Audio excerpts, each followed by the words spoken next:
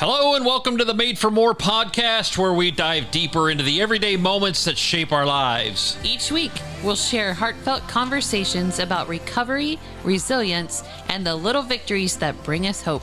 Join us for some front porch conversations as we explore the joys and the challenges of life, all while grounding ourselves in our faith in Jesus Christ. Together, let's discover the truth that we were all truly Made for more.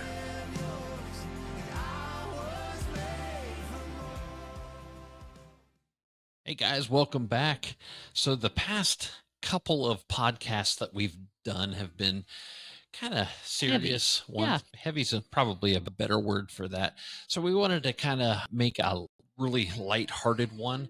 So Janelle and I got together and we're like, well, what are we going to talk about that everybody can really relate to? And we really wanted to target our younger audience, really our young adults, if you will, that might be going into college or that have graduated from college and are ready to move out on their own. And that's kind of ironic because our oldest daughter moved out this year, right? In May. Yep. Yeah. And then our son and his wife are finishing their move today. She has a job as a PA and was hired by a hospital in Chillicothe. So they're moving and getting out on their own, and it's been good having them here. But so we're down to one. And then there was one. Yes, we're down to one child. I don't know that she's thrilled about being the only one here. No. Yeah. And that's why, both kids that have moved out has said that you can come over anytime and spend the night with us. We'll have you over anytime. And she'll probably do that. She may take up their spare bedroom. You never know. Yeah.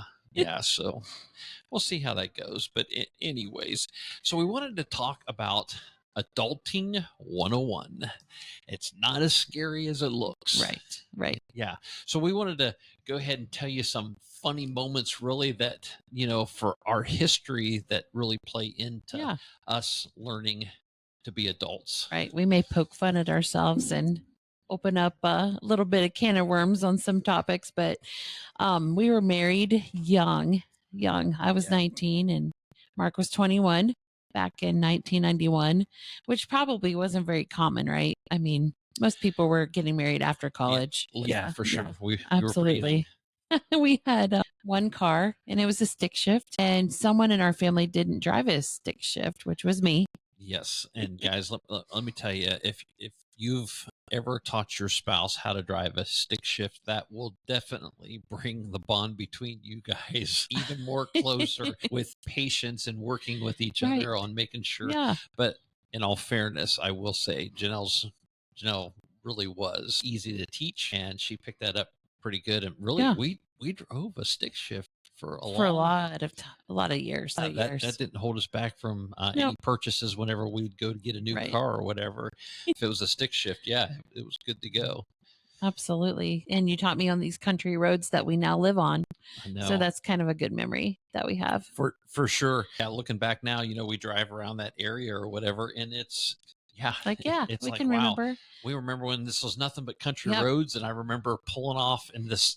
There was one gravel lot that we backed into or pulled into or whatever, and it was from then on out, in here the you blue Pontiac Sunfire. I know. Such a fancy car. That wasn't that wasn't the convertible, the Dodge that Shadow convertible. That was your first. Maybe our adulting things were we had a bad habit of buying new cars every couple of months. Yes, guys, learn from our mistakes. Absolutely. Drive your car until the wheels fall off of it. Absolutely. Yeah. Well, those early days, they were quite an adjustment. I know there have been several loads of laundry left in the washing machine overnight or maybe 2 nights. And no matter how much fabric softener sheets you put in the dryer, you can't take that smell out. But guys, let me tell you about our first apartment, though. The one with the pink tub. Yeah. Yes. Pink tub and the pink sinks. Yes. Was the tile? And the tile backsplash was pink too. Yeah. It was great. It was awesome. So nice. But we thought we were living royalty. Floors, brick walls. Yes. Yeah, we thought love it. We drove by it not too long ago, and it looks the same. We had our youngest with us, didn't we? We did. We showed her where we first started out. Yeah. I think adulting. I think her words were, Dad, Mom, this is a little sketch, but Yeah, I think one of our first adulting things was just thinking about how were we going to pay $350 a month in rent. yeah, That was a big stressor. I was in college, you were working, but still, that was a lot of money back then. yeah. On your spare time, if what little you had, you were working at Meyer as well, right? Yeah, and Anthony Thomas. Yeah, and guys, she would bring home what they called the sweet slips. Is that Yes. right? Yeah. The sweet slips, and so it was their mess ups. Right. But there was this chocolate Raspberry. raspberry. They Oh, probably still have it. and I'll tell you, Go see them in Westerville. she'd bring home those sweet slips, and They're delicious. yeah, it's Yeah. whenever I have an issue with food. Anyways, so let's talk about some of the adulting myths versus reality in life about what you can deal with in your adulting time. So Yeah. like for me, it was moving into that Cardinal apartment. Whenever I got hired full time on the fire department, again, I didn't go right into a college life or whatever. So the first time that I left home and started adulting, I moved into that Cardinal efficiency apartment. And guys, whenever I say efficiency apartment, it was one room with a, kind of a little divided Right. kitchen. Kitchenette, right? I mean, it was small. Yeah. And then a bathroom. And I had a bed that folded out of the wall. That was it. It came with a couch and Yes, a little, fully furnished. it was a glorified hotel room. It was. Pretty much. Absolutely. Yeah. Yeah. So, but yeah, before Janelle and I got married, that's what I lived in. And then we moved into that apartment that we Yeah. described. And with that apartment, we had to carry our laundry outside of the apartment, Yep. down the steps, and then down another set of steps into the cellar where Right. the washer, there was 2 washers and 2 Two dryers. dryers. So yeah, if you went down there with carrying all your laundry or whatever, yeah. somebody had both washers taken up, man. You're like, Yeah, it was like, are you Well, serious? yeah. So yeah, but I don't remember really what that cost us to do a load of laundry. Just a lot of quarters. But I remember the conversations going, hey, we got to go to the bank and get more quarters to feed the feed the washing machine. Yes. But again, that time whenever I first moved out, I was eating microwavable meals. Michelinas. Yeah, Michelinas. Yes. Yeah, and Yeah. and then the little desserts you would get with the Michelinas or whatever. So yeah, I thought I was a king, man, king of my castle. There, I had it all made. I had a place to lay my head at night or whatever. It was a little tight. cute. I was happy. You were the only one there, so it didn't matter. Yeah, I didn't have anybody to impress at that. I mean, I wasn't dating Janelle there, but I'm just talking about it. Yeah. No one. You weren't hosting big dinner parties or anything. No. But one of the other adulting myths versus reality, though, like for me, that I was always afraid of getting in trouble with the government. So it's like, because he's such a rebel. Yeah, I was. Yeah, I was burning down cities, let me tell you. Anyways, but I was like, taxes. Oh, I don't want to get in trouble with the taxes, and I don't know what I'm doing with these taxes. So my mom initially would help me out with the 1040 EZ. Right. And then whenever Janelle and I, started dating and eventually got married, she loved, I wouldn't say Janelle's oh yeah, compared to what I was, yeah, you loved doing taxes. Right. Yeah. So she did our taxes for many years. Lots of years. Yeah. And then we adulted even more and we pay someone now to do them. Oh yeah, for sure. There is no way I'm trying to go through the tax forms and figure out all that stuff. Yeah, we pay a guy to do that now. But anyways, in this adulting phase that we have too, whenever you're starting out, there's also the art of faking it until you make it. Yes, absolutely. Yeah. And at times, especially, I always say a lot, if you're messing up, especially in a group of people, don't let everybody know that you're messing up, fake it, just to prove that you know what you're doing. And that's really the look here that I'm going for, is that I acknowledge that no one knows what they're doing 100% of the time. No one does that. We all make mistakes. So some advice that we want to give you. Yeah, from just some of the embracing that that- chaos, right? Figuring things out without panicking. And I don't know. There's been lots of times I'm sure that we've gone through things where we're like, oh, what are we going to do now? Right. Exactly. Me, I'm one of those very detail oriented type people, and Janelle's like the laid back one of the. I don't know. These are Mark's words, okay? She's probably over there going, "There ain't no way I'm laid back." No, no. But I was the one who always Had a want. plan. Yes, I wanted to manage the time. I wanted to, make a simple budget, and all that kind of stuff. And Janelle was just like, "Nah, I don't want to, do that kind of stuff." Okay. Yeah. You agree with that? I don't know, guys. I Yeah. just might have got in trouble here. You're fine. You're fine. I don't know. But hey, one of the things that we, that I found, and really this is later on in life, that and a lot of you younger people know this already, but I'm going to mention it anyways. But Google is your best friend. Yeah. Especially when it comes to you're out on your own now, and mom and dad's not around, and you really want to prove that you can make it. Yeah. And Or something, YouTube. yes, and Right. something breaks, Google and YouTube is your Absolutely. best friend. I can't tell you the amount of times that I've sat there. The one time here recently, our refrigerator broke, kept spilling out water onto the floor. And I'm like, what is the deal with this refrigerator? Why is this happening? And if you know anything about refrigerator repair costs, they're not cheap. So I'm like, I'm going to figure this one out on my own. So I remember taking the refrigerator apart. Yep. Chipping out the ice. Watching a YouTube video and looking and seeing, here's what the issue is with your GE refrigerator. You need to do this, this, and this, and this problem will be fixed. Absolutely. Yep. We did not, like he said, I'm not a big planner as far as the little details. And so living on a budget, we didn't do early on in our marriage. No. We kind of spent and bought, kept up with the Joneses. And that's another myth of adulting. Yeah. Make it yours. We didn't have, really a good plan. We would live just the paycheck to the paycheck, Right, or whatever, right. and wouldn't, stick by that budget that we always talked about. So it is a good plan to have that budget and stick to it, and plan, really, for your retirement and later on Yeah, I in think we're just years. chasing the next thing, right? We mentioned earlier about the car thing.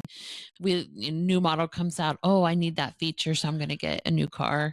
Or maybe the car needed tires. It was just easier to go get a new car instead of replacing the tires, right?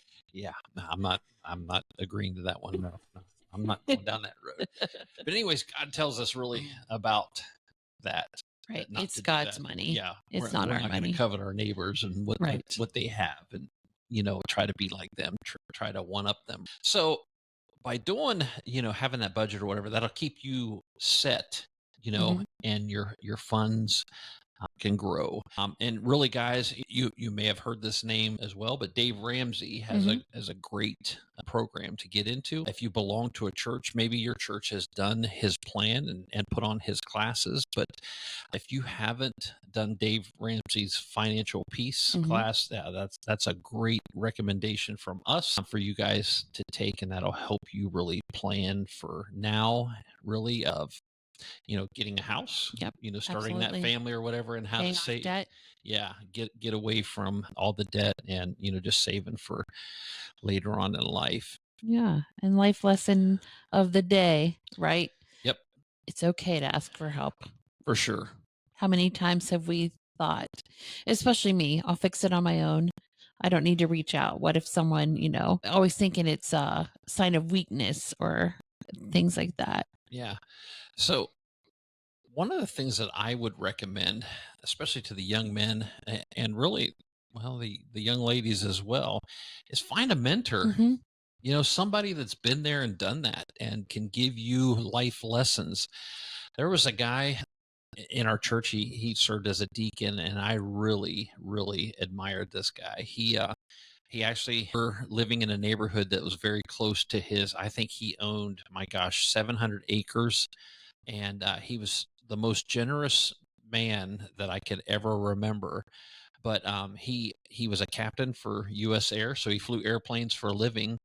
but whenever he was home not doing that, he was a farmer. So he always invited us out to his farm. And at a younger age, I loved to fish. I mean, I just couldn't get enough of it. So I spent, all my days off from work or whatever out there fishing, and he'd give me life lessons of, hey, are you doing this? Are you planning for this? And so he really took me under his wing, gave me a lot of sound advice. So if you have a person like that you look up to, ask them if they would mentor you just in spend time with them. You pick up a lot, and they're able to float by you a lot of the mistakes that they made in life that hopefully you won't make as Hmm. well. Absolutely.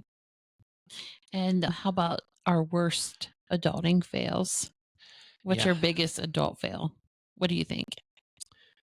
Well, really, so this one I look back on because I think that I dropped the ball that God was trying to hand off to me. I don't know for sure, but there was a risk that I didn't take. So in my younger days, I led congregational worship. We grew up in an a cappella church, and so I would lead singing in that church. That's what I felt my spiritual gift was. So, I would do that Sunday morning, Sunday nights, Wednesday nights, what have you. Well, when PowerPoint came out, singing off Singing the off the walls. when we were started singing off the walls, um, I really got into the visual. I'm a visual person. He's a techie person too, Yeah, yeah, to a yeah. point. Yeah. I really I really learn a lot more by seeing things than by reading and retaining things that way. I learn so much more by actually doing them and getting into to things. But anyways, so when PowerPoint first came out, there were so many cool things that you could do. I could post words over pictures that we were singing about. And add video. Yes, and I remember the first time that doing communion, passing the trays, and we sang this song, and I had the crucifixion going in the background. So good. Not everybody liked that, but to me, I thought, man, what a better way for me to see the crucifixion of Christ and be able to take in the bread, which is his body, and the fruit of the vine, which is his blood that was shed on the cross. So anyways, so I don't go off on a bigger tech there, a guy made me an offer.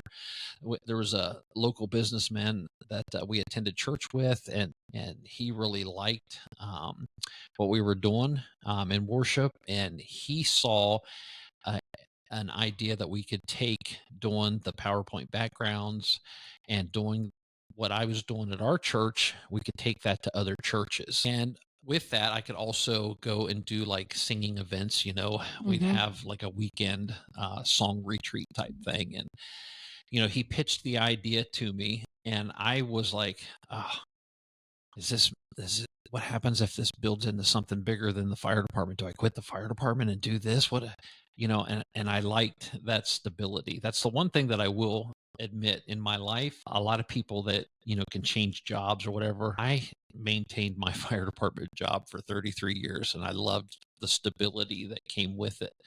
So I don't know that I was hearing God's call, but now I must say, like today, I regret not taking that risk. You know, because who knows what God was planning for me there, or what would have came out of that. How about you? What was one of the big risks that you think that you took? Well, let's just call this Hmm. season of our life the white wave. The white wave, Not guys. talking This surrendering or anything like that, but when Mark decided to leave MedFlight, again, this is one experience or season that we did kind of out of fear. Mark decided to leave one of his jobs, and I think it was in like 2013 or 14. I can't remember, yeah. but we had to cut our budget by a lot of money. tens of thousands. Yeah. And where's this money coming from, right? So we traded in our nice fancy SUV Yep. that we dearly, dearly loved, with the heated seats and DVD players and everything. Heads-up display on the front windshield. Yeah. It was so nice. It handled a dream on the West Virginia Turnpike going to So the good. beach. Yeah, Space for everyone. No one had to touch each other. All the kids had their own room. Leather. Yeah, it was nice.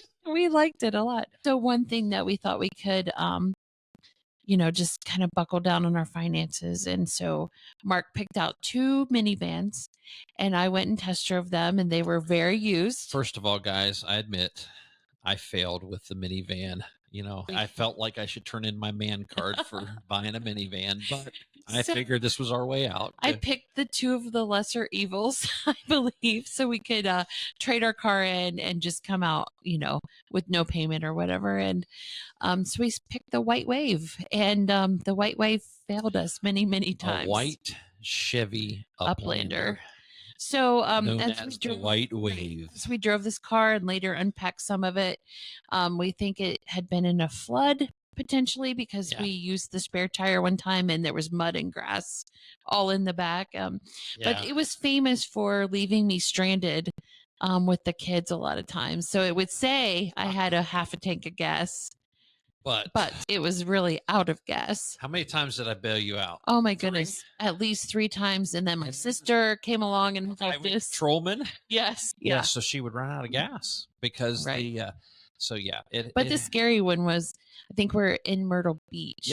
Yep. And the automatic sliding doors just opened on their own while we're driving.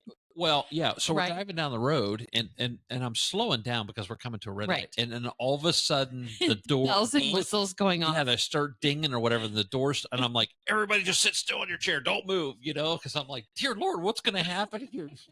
So I think our thing is like, really rely on God for those decisions before you jump into something. Yeah, I think with that decision, we looked ahead and we're like, we're going to need to make some financial changes here or whatever. So my quick fix was, we'll just go out. Needs to go. Yeah. Yes. Yeah. And maybe I should have waited a little longer with making that decision. But anyways, you learn and look at the stories that memories, right? So guys, what we're telling you is don't go out and buy a White Wave. Right. Absolutely. Adulting fail right there. Adulting fail for sure. For sure. So really, let's kind of wrap this up because we're getting in there. But we dove into messy, hilarious journey that Janelle and I have taken, through our adulting and covering all the hits and misses of life, as new adults or new married adults for us. So, we see that we forgot to switch the laundry in the last minute, and those quick takeout orders for the 3rd night in a row, the pizza. Yeah, I think we forgot to share that story. Oh, your brother came over when we were first married. And he said, he told us this years later on vacation. And he said, I looked at your check registry or whatever, and all I saw. We had canceled checks laying on the table. All we saw were Papa John's and the church. Church ties. Living our best life. We loved our pizza. And a lot of the young adults today, what they're doing is help me out with the not Grubhub, but DoorDash. DoorDash. Yes. Yeah, DoorDash. We would have been. Guys, I'm cringing for you. Well, yes. No, I'm not saying I would do it because, we would have. We did it in our own way. But I see what DoorDash is costing you to have delivered. It's like, oh, wow. Yeah. So anyways, it's one of those things, learn from those last minute, mistakes that we were doing when we were younger. Hopefully we've debunked some of these myths, and it's not always fancy coffees and color-coded Google calendars. It's more like some days are a frozen pizza and then wondering if you forgot to pay the internet bill. Oh, yeah. So embrace that chaos. That's the key to survival in adulting. None of us really have it all together, and that's okay. So we shared some tips with you today, like creating a budget, those Google searches and YouTube searches for the emergencies that we come across, and we laughed about how often faking it is a survival skill in our adulting time. So I guess the big takeaway is ask for help when you need it. It's not a sign of weakness. It's often a sign of maturity. We got to share stories of our mentors and just having those trusted people to lean on. Next week, we're going to have more real talk and laughs on navigating our life's ups and downs. And this week, try sharing a story with someone about your adulting experience. If you survive, share it with us. Yeah, go on our Facebook page, guys, or even the YouTube channel, and leave some of your funny adulting stories.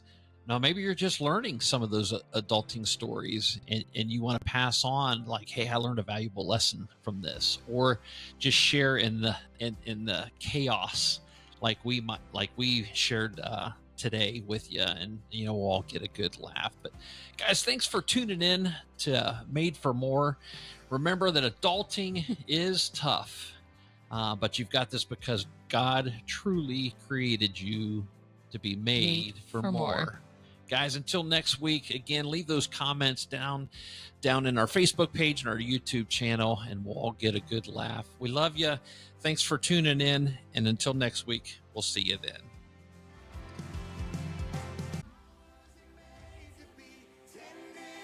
Thanks for joining us this week on I Was Made for More. We hope you found inspiration in our discussions on marriage, recovery, and the life lessons that shape our journeys. Don't forget to tune in every week for more meaningful conversations and insight.